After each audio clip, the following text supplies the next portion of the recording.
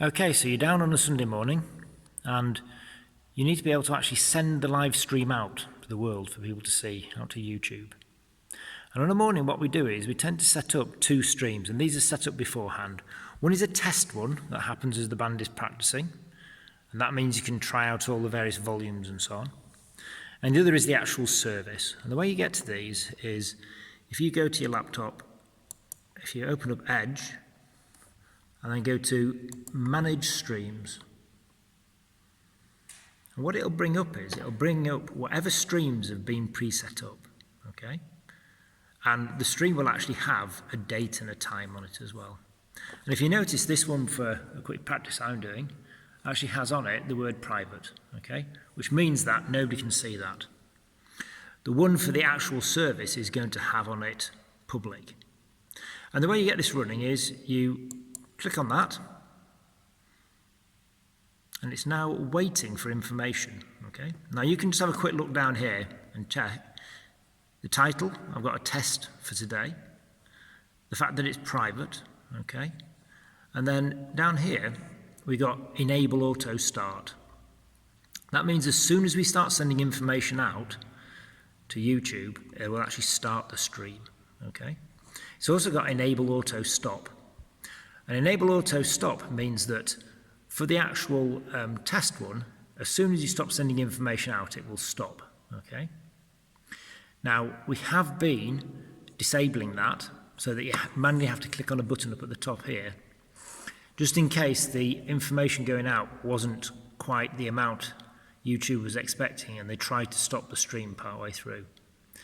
We may well change that because now we seem to have got that sorted out, so we get plenty of information going out and it never thinks it's due to stop. This here latency, that will be set to normal, and these will be all pre-set.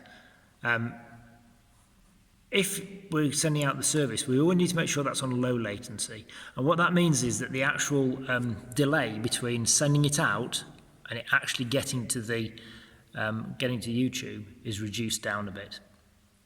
Otherwise, you can have up to like a sort of a 15-20 second delay between the two things. And that means that when you come to doing chat, it's a little bit weird because obviously you're chatting after the fact. And that's it. That's now waiting for something to happen. And the way you actually make it happen is you go over to the ATEM Mini, and the only button you'll ever really need to press on this, there's two buttons. One is the button here where there's a little green light, and that button there is the button to start recording, and that records to the hard drive, okay? And that's your backup in case things go horribly wrong. It means we can then upload it manually later on. But the main button you're going to use is the one that says on air. So you press that and it goes solid red, okay? And if you look at our monitor now, at the bottom end of there it says on air. And it's a solid red, which means it's sending it out. If we come back over to YouTube now, you'll see that we've now got our video going out to YouTube. And underneath that it says excellent connection, okay? Which basically means there's a decent connection, there's good information going out. The thing I normally click on here is stream health, okay? And that's going to tell me if there's any issues with what we're sending out. In other words, if there's not enough information going out or something like that. The information up here, it'll actually tell you things like how many people are watching, and you can put things into the chat. As the actual video operator, you're not going to have to worry too much about that. You're going to concentrate on the video. And you'll notice that as I change the buttons, so I'm going to click now onto the band, okay? The band haven't actually appeared on that screen yet. That's because there is a little bit of a delay, okay? So if we give that a few seconds, there you go, the band have appeared, okay? Quite important to remember that when you're running PowerPoint and you're then running the video as well, the bits that you're interested in is what's happening live, okay? This is the screen to be looking at, okay? So this screen is telling you what's happening live and what's going out. If you start looking too much at this picture on here, what you're looking at is something that's happened a few minutes ago, or not a few minutes, maybe a few seconds ago.